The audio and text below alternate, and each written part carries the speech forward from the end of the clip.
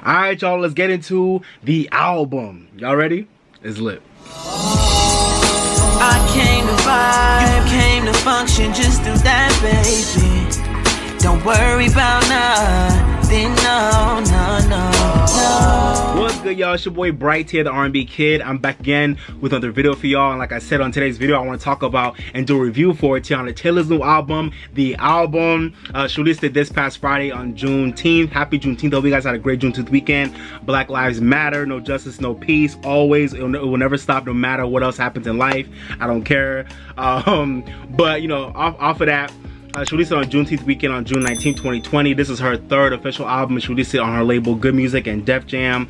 But yeah, you know, this is the album that follows, you know, Teyana's K.T.S.E, which was an album that was amazing.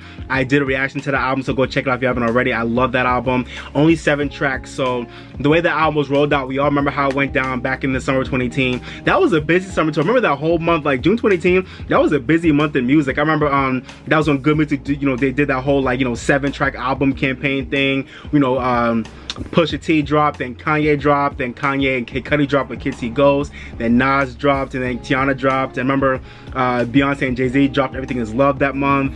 Yeah, that was a really busy month of music. I remember the whole time. June 2022 was a busy month. But I remember when Teyana dropped K.T.S.E, I filmed a reaction to the album because I was really excited about Teyana finally giving us another project after like 4 years. And it was a great album, but we all remember how the rollout of that album was really all out of whack. It just wasn't organized. Kanye like messed up the track list sequence. They had some sampling issues, so some tracks couldn't be on the album. It was a whole mess, and they, like, Good Music and Kanye really did Teyana wrong. We all remember that. But regardless, if you check out my reaction, you'll know that I loved that album. That album had so many gems. And funny enough in itself, you know, this album, the album feels like, kind of feels like a redo and almost like a proper reintroduction to Teyana, and like to the, you know, to the new Teyana. After the rollout, you know, flub that was K.T.S.E. And even though, you know, as quiet as it's kept, even though K.T.S.E had a really hard time, like, you know, getting itself rolled out as an album, that album had so many gems on it that honestly would have fit right in on this album and probably would have been some of the strongest tracks on this album. So I think that just shows that Teyana has really gotten into her bag in terms of really getting into like her artistic disposition and her identity as an artist, because it's become really consistent. You know, from the fact that her last album and this album have similar vibes, even though this album feels like the album that she really wanted to make compared to K.T.S.E, and this feels like the album that, you know, where she had more control, had more of more say as to how things were gonna go, how the album was gonna be, you know, molded and shaped. And so I really am proud of her for getting this album out, and it's within itself. You know, with all the things she's, you know, run into, all the struggles she's had, I'm glad she really got this album out. And I think that's why it's symbolic that even though this is one of the most basic, but also, you know, it's one of the most interesting titles of the year, you know, just calling this album The Album, because I feel like, you know, this is really symbolic for her in terms of it being the album that she really wanted to make. And I feel like this is her answer to all the people, you know, who had something to say about her, who thought, like, you know, who thought K.T.S.E was like, you know, symbolic of the fact that she would be like a flop artist. I think this is her like really, you know, making a statement saying like, nah, I'm here to stay. Like, maybe the last album we didn't do it the right way, but this album, I'm gonna give it to y'all. I gave y'all 7 tracks on the last one. I'm gonna give y'all 23 tracks on this one, and most of these tracks are gonna be fire and you're gonna feel it. You know, I feel like on this album there's a track for everybody, so I think that's what she was going for. And like I said, I'm just proud of her for, you know, really getting into her bag. And I think this album really being like a proper introduction to the new Teyana, more so than K.T.S.E was. I feel like K.T.S.E was like a tease, even though that title was bold, you know, keep that same energy. It was a tease to her greatness. I feel like this album really, it's not a perfect album, it's not a masterpiece, but I feel like this is an album where she definitely stepped more into her lane, into her bag, and into really what she can provide and give to the industry at large. So let's get into this album. I'm gonna do a quick track by track breakdown of some of the notable tracks for me, and then I'm gonna talk about my things about the album as a whole in general at the end. So y'all ready? Let's get into it. Okay, so the album opened up with somewhat of a combination of like Teyana having audio of like when Imam proposed to her, and then audio of like the 911 call when Teyana was you know, giving birth to Junie, and Imam trying to like help her through that whole birthing process. I know they gave birth to Junie at home, so it was a really spooky intro, but once I got into it, it was actually really adorable and cute as hell. So, you know, I feel like it was kind of like an intro to Teyana, you know, having had her baby, now having, you know, her man, and kind of like that being like the prelude to like where she's at now. So it was kind of a cool intro in that way. Come back to me, come back to me. Next up was the track Come Back to Me featuring Rick Ross and her daughter Junie. Definitely was an interesting, really breezy album opener. It had really, it had Kanye West vibes throughout it, OD. But shout out to DJ Camper on that beat. I love DJ Camper. He's an amazing R&B producer. And it was cool to have like the hard, the hard rap vibes of Rick Ross on it, but also mixed in with like Junie's cute ass vocals throughout it too. So that was an interesting mix of hard and soft at the same time.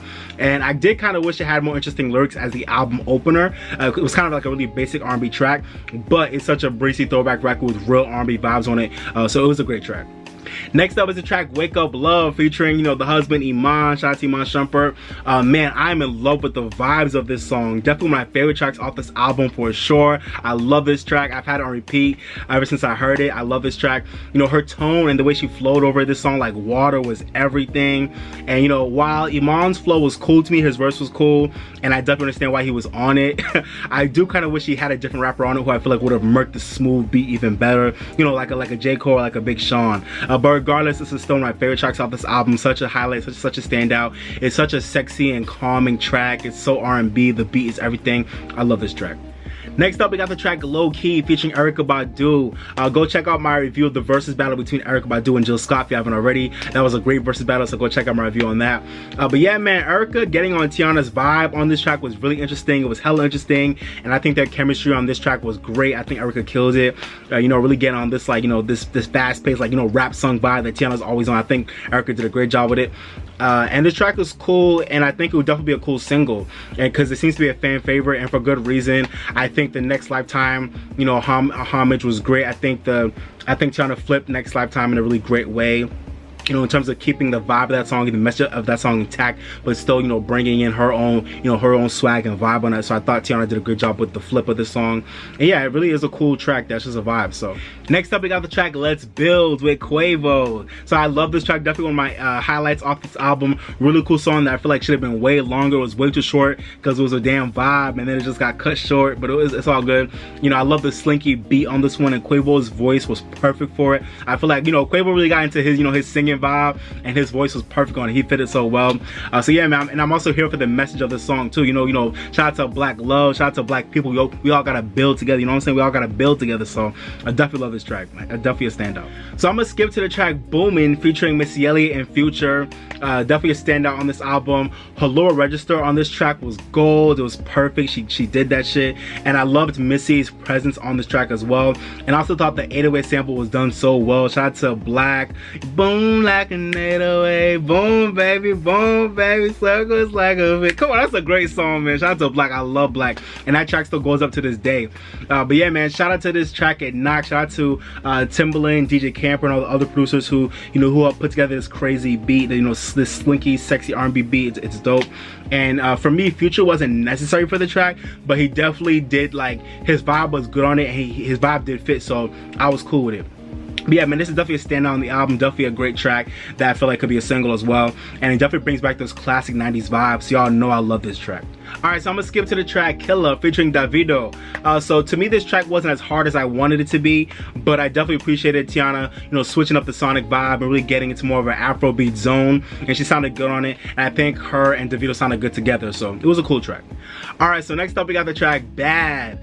So this track was such a triumphant anthem that had such a chill ass vibe on it at the same time as well. And I love that Teyana really, really tapped into her Trini roots and really got into her reggae bag on this one. She really killed the reggae vibe on this track. And this track also should have been way longer too. It was definitely one of the most original, and it was definitely a highlight on this album. And it was about to be wild, and then it just stopped. It was over. I was like, damn, this track should have been way longer because it was so crazy. And it was really getting into a really interesting zone. But it's all good though. So this is definitely a great track that I loved. Alright, so next up we got the track Wrong Bitch. Y'all better stop playing Teyana. Y'all got the wrong bitch. Nah, but for real, this is such a smooth track and such an anthem for real. This is really an anthem for all the ladies out there. I think her tone was perfect for this type of flow and this type of feel on a track like this. And I feel like she went crazy with the runs and the harmonies too. So I feel like this would definitely be a cool single in my opinion. And I'd also love to see what she would do with the video too. So yeah, I love this track. Definitely a highlight. All right, I'm gonna skip to the track Bear With Me. I just wanted to say really quickly, while I still love this track and I love the choreography and the styling of the video that she did for this track, I don't feel like it needed to be one of the pre-release singles for the album at all. I feel like this could have stayed on the album. It didn't need to be one of the pre-release singles at all. Just my opinion. Next up, we got the track Lose Each Other. So this is definitely a nice change in pace and a nice change in sound for the album. I love the, you know, like the church piano and the organ feel throughout the track, as well as the guitars throughout the track as well. I love the guitars on the track. And I just love the pure emotion she poured out from her vocal throughout this whole track. You really felt what she was saying. Like she really sung from her gut, you know what I'm saying? And the message of the song is so real too, you know? This track is about those couples who are together and, you know, they want to call it quits, but they know that there's just too much love there for them to just let it go in such an easy way. So, you know, one of them or both of them say, you know, hey, let's open this door and say, you know what, we don't want to lose each other, so can we work it out? Can we kind of, you know, restart again and figure this out so we can get back to where we were, because we don't want to lose what we've had that we built for so long over some dumb shit. So such a relatable song, such a really well-made, well-sung, well-written song. You know, Teyana really got into her bag with this track, and I'm really proud of her for this track. You know, shout out to the whole season 4 of Insecure. I feel like that was what it was getting at with this whole concept. Shout out to, you know, shout out to Issa and Lawrence and condolences, and shout out to the Joe Budden podcast as well for loving this track. I thought that was hella funny, that episode where they played this track every 5 seconds. But yeah, man, this is a real ass track that a lot of people can relate to, and Teyana really put together this song in such a good way. So definitely a standout and a highlight of this album. Great track. Next up, we got the track Concrete. So this is definitely an instant highlight for me out the album as well. And I also think this is also one of her best written songs out in her catalog so far, I think, with a dope classic R&B beat. So shout out to Nova Wave for helping to write and produce the song. They're an amazing production crew. I love Nova Wave. But yeah, man, she was definitely in her bag with this melody, with the vocal arrangements, and with the relatability, with the, you know, with the vivid and real ass lyrics about, you know, just wanting something concrete in her relationship, you know, and wanting things to be concrete. I love the way she really like wrote this track out. It's really, all around, it's a really great, lovely track. So definitely a highlight. So next up, we got the track Still. I definitely appreciate the timely message of the song and the way she vibed over it as well, you know. And I also love the emotional vocal moment at the end of the track. It was such a real moment. I loved it. But yeah, man, this track was a really cool track where she pretty much just like, you know, talk about her insecurities and love and how she's still dealing with a lot of her, you know, her own bullshit like we all are, but still having hope for the future as well. And I think this song was cool because it also kind of tied into the movement and to the revolution right now in terms of the fact that we're still going through all the bullshit we go through. But she wrote it in a way where it was like, I'm still going through my bullshit, I'm still going through things, but I'm also still like in it to fight. I'm also still here to you know, to get the best of life in a way, you know. So this is a really cool track where she really got into that bag of being reflective, but also looking towards the future as well, and you know, taking the good with the bad, the hurt with the, and the pain with the love as well. So really cool track where she really got into a really emotional thing at the end that was just really resonant. So yeah, really cool track all around. Next up is the track Ever Ever. So this track was cute, and I appreciated the Sweetest Thing sample. Big shout out to Lauryn Hill and the Refugee Camp All-Stars. Great 90s track. I love that song, and I like the way Teyana flipped it. But I did feel like this track dragged on a little bit too long, and it low-key felt like a track that didn't really need to be on the final album. I feel like she could have shaved this track off, but it was still a nice track. Next up is the track Try Again. Man, when I tell y'all, Try Again is my favorite track off this album. I love this track so much. It was an instant highlight. It's straight fire, and to me it will be a dope single. Shout out to Scribbs Riley on this crazy beat. He killed the beat. To me, this song sounds like a classic 2000s deep cut and a fan favorite that everybody loves, even though it wasn't the single. And, you know, and as an optimist and as someone who I think I'm good at compromising, even for a Taurus, I love the message of the song of, you know, mutual accountability in relationships, while still being a banger at the same time. But yeah, man, this is my favorite track off the album, and I can't get it out of my head. I love this track so much. To me, this is really Teyana in her bag, and this is the template I really want her to follow for the rest of her career, because this track still feels like a 90s 2000s track like she likes to have, but it's not a sample, and it's original, and it still has her own, you know, her own personality and swag and vibe as an artist all throughout it. So I love this track. To me, this is like one of the songs she should be looking at when she thinks about how she constructs songs for her future career. I love this track. This track is everything. Love it. So I'm gonna skip to the last track of this album. We got Love featuring Lauryn Hill. We got love, love, love. You better believe it. But yeah, man, I've been loved this track ever since it came out back in December. This is a really good track, and I really feel like Lauryn Hill's, you know, spoken word outro was a really nice addition to the official album version of this track. But yeah, man, this track is such an unconventional but also really dope, uplifting anthem with a really cool beat, really cool production on it, and also with a really good message. So I'm really mad y'all paid this song dust and y'all have slept on it, even after Teyana gave us a really amazing, you know, black ass Afrocentric video to top it all off. So this is a great song, really great way to close off the album with a really good message, really cool, interesting song. And like I said, Queen Lauryn Hill is always great for like a nice spoken word piece with a good message. So yeah, all around this is a great close and a great track to really close off this album. So yeah, I'll leave it at that. Alright y'all, so that's my track by track breakdown of the album. Just giving all my thoughts on some of my highlights off of the album. Now let's get into my general thoughts about this album. So first off, before I get into anything, I just want to say I definitely feel like Teyana Taylor has one of the sickest album covers of the year so far. Man, y'all, look at this album cover. Like, just look at it. Teyana looks amazing. Obviously this is like distorted, it's like, you know, photoshopped and stuff like that, but and even though this is totally, you know, like giving off like Grace Jones vibes, obviously I still love what Teyana did with it, and I still think this aesthetic and this album cover just looks amazing. She looks amazing on this cover with like the quirky, weird, like, it's just a really interesting cover that's striking as hell. So I just want to mention that. Teyana, your album cover is fire, and I feel like it fits the vibe of like your aesthetic on this album as well. So really great cover. Just wanted to say that. Alright y'all, so I think a big critique that a lot of people have for this album is Teyana's over-reliance on sampling really big 90s and 2000s hits from back in the day that we all know and love.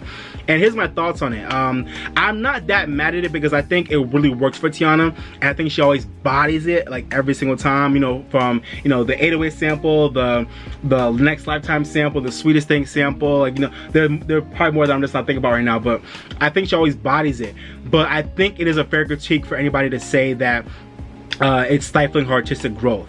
I would just say to Teyana that I think she is really good in when she's sampling, and you know, just like she was saying to the Breakfast Club, you know, sampling has been done for decades and generations. It's nothing new. Diddy was the king of that shit, of taking an 80s song and flipping it to create a new 90s hit. So this is nothing new. We've seen this time and time again. It's a very common practice. So I think a lot of people are coming too hard at Teyana about her sampling in her music, but I think for her, I do want her to not be too reliant upon it, and I want her to get out of it, not so much to the point where she's not, like, I know she's always doing it from a good place of wanting to you know, pay homage to those artists and give love to the artists that you know, gave her the blueprint for what she wants to do in music. I think that's a good thing, but I don't want her to come too reliant upon sampling to the point where people can't really tell who she is in the music. You know what I'm saying? I think that's a big issue, and I think Teyana has the potential to definitely show us more of who she is. And like I said, when I was talking about the song Try Again, I feel like that's an example of a track that's original. It's not a song that's coming off of a sample, but it sounds like it feels like a 90s 2000s track, which is the zone that Teyana likes, which is fair, and she's great in that lane. But I want her to still do it while coming up with original songs that really, you know, have her own imprint on it. So I don't want her to get too lost into sampling, even though she always bodies it. So yeah, I don't think it's a big deal, but like from the next project, we see Teyana sampling with every other track on that album, then I would be like, oh, Teyana, we need to get it together. But her doing it every once in a while is not an issue to me, because like I said, she always bodies it. And some of the biggest songs in the world were songs that were created off of samples of other really big songs, so it's not a big deal to me. And I feel like a lot of people come on Teyana too hard you know, they come at Teyana a little bit too hard about it. I understand why, but she does it a lot, but she bodies it, so I don't think it's that big of a deal. But I do want her to work on getting out of it, because I don't want her to become known as the, you know, the R&B girl that sounds great on a record, but she's always paying homage to a 90s or 2000s artist instead of really putting her artistry out there. You know, and I feel like she might be getting into that zone a little bit, and I want her to get out of that. But yeah, so that's my thoughts on that. And another fair critique from a lot of people is that a lot of people feel like this album is one long song. So for me, it's not at an offensive or annoying level from Teyana at all. I don't feel like this is a song. I don't feel like this album is one long song to the point where I don't like it. Even though I can't vibe with people that think that way or feel that way. I can definitely get it, because this album really was just added, like, it kind of kept like its own like mid-tempo vibe and mid-tempo pace throughout it, which I think really was a result of Teyana's lack of up-tempos on this album, which I think is something that would have helped her out with this album in terms of really making it more memorable across the board, was having just like, you know, 1 or 2 or 3 or 4 up-tempos throughout this album that would have really, like, you know, changed the pace and the vibe up way more than we actually got on the album. But yeah, man, I don't think, like I said, I don't think this album being one long song was so bad to the point where it annoyed me or made me like disappointed at all. I think it was fine. But it does make you wonder when, you know, when Teyana will come with her, you know, her masterpiece that has so many colors and styles and vibes, but it still feels like, you know, an original and game-changing but complete project. You know, you know what I'm saying? It makes you wonder like when she'll come with that album. I feel like she definitely has that album in her, but she just hasn't given it to us yet. But I definitely think that's in her. And while this album wasn't really missing any clear sonic or artistic direction, and it definitely wasn't void of concepts, I like how she broke out the album into studios. You know, each studio was reflective of like a different aspect or side of herself. You know, she had the sexy side, the vulnerable side, the brave side, you know, the romantic side. So I like how she broke out the album in studios. That was really cool. But even though the album isn't missing any of that, I do think it was definitely missing and lacking in having like unique messaging, like with what Teyana was trying to say. I feel like besides the songs that talked about, you know, mutual accountability, like Try Again or Concrete, besides those type of tracks, I feel like she didn't really have anything unique that she was saying on this album. But that's not a big dig to me, but that's something I can bring out as a critique for anybody that has that critique. I can see that. But for me, it wasn't a big deal because this album still delivered with how it felt and how it sounded. And I definitely appreciate Teyana trying to give us so much content after K.T.S.E was only 7 tracks, like I said before. But I definitely feel like this album was just a little bit too long. And I feel like if I were her, I would have shaved off like 1 track off of each of the albums. Like this album could have shaved off like 4 or 5 tracks and it would have been perfect. It was just a little bit too long. But most of these tracks were still quality as well. But in terms of what I love about this album, I think I just say that I love that Teyana really sunk deeper into her artistic disposition as an artist, and she really delved into more of her true lane. And I think with this album, she's really showing her value as a vocalist and album maker with the way she sequenced and packaged the album. And just she's really showing her value as an overall force in that lane of R&B women making, you know, regular but, you know, quality and authentic R&B without the frills, you know what I'm saying? But yeah, man, this album has so many gems on it with great beats and really, you know, groovy and beautifully layered vocal arrangements and just really relatable lyrics and stories where Teyana really got to, you know, execute her vision and just really paint like her vibe all over the album. So yeah, man, I just want the next album to be, you know, to have less filler on it and to be more focused conceptually. But overall, I'm so proud of Teyana Taylor. I'm so proud of her growth as an artist, and I really feel like this album was really enjoyable from head to toe. Especially if you are an R&B fan, this album was really solid. So Teyana, like I said, I'm so proud of you. Keep going. This album is really good, and hopefully it's just up from here. So the only tracks I wasn't really feeling on the album was 69. I thought it had a nice groove, but to me it was just a little bit boring and kind of was like, you know, a filler track for me that wasn't necessary. And Shoot It Up with Big Sean. I wish Big Sean had been on Wake Up Love instead of Shoot It Up. I feel like it would have fit better on that type of track. Shoot It Up was cool. The vibe was cool on that track, but for me it was kind of mid. And I feel like I wasn't really feeling Big Sean on it, so I didn't really need that track on the album. But those are the only 2 tracks I wasn't really feeling off the album. In terms of my favorite tracks off this album, man, that's hard because there's so many tracks. So this is gonna be a long list, but definitely Wake Up Love, definitely a favorite off this album. Let's Build, definitely Let's Build. Boomin, Bad, Wrong Bitch, Lose Each Other was a nice little highlight as well. Concrete, and Try Again. Try Again is my favorite track of this album. And the last tracks off the album too. How You Want with King Combs. I've been loving that track ever since it came out in the summer. That's a banger. I love the flip of you know, Mace's, you know, How You Want It. And Made It, which has a nice Kanye beat on it, and We Got Love with Lauryn Hill. Those are my favorite tracks off the album. Overall, man, this album is solid. I was kind of going back and forth between a 3.5 and a 4. I wanted to give this album a 3.5 just because I feel like, you know, it has some filler and was a little bit too long, and this album, you know, relied on a lot of sampling. But to be honest, I'm gonna give it a 4 out of 5 because even though this album was just a little bit too long, it was still solid as hell. It showed a lot of growth from Teyana, and it was just enjoyable. She really bodied most of these tracks. Out of this whole album, there were really only 2 tracks I didn't like that much. So out of 23 tracks, if there's only 2 I don't like that much, that's a really good, you know, that's really good. So this album is solid, so I'm gonna give it a 4 out of 5. But I'm definitely looking for Teyana to grow even more and really show more of herself and her real identity as an artist on the next project. But this is a great stepping stone to that, and I feel like this is definitely a great, you know, addition to her catalog. So I'm so proud of her. This album is solid as hell. So we're gonna go with the 4 out of 5. But let me know what y'all think about that score down below. Alright y'all, so that's my review for Teyana Taylor's new album, The Album. I hope y'all enjoyed it. Let me know what y'all thought about my review, and let me know what y'all thought about the album. Did y'all love it? Did y'all hate it? Did you think it was okay? Did you think it was alright? Let me know down below. If you haven't already, don't forget to like, share, and subscribe. Alright, appreciate y'all. And like I always say, guys, live your best life, drink more water, stay woke, and if you're mad or sad, go listen to one of your favorite songs that make you feel better, okay? Go listen to one of your favorite songs. So yeah, man, I know this is a hard time for everybody right now, but you know, continue to keep yourselves happy and healthy. Do what you love.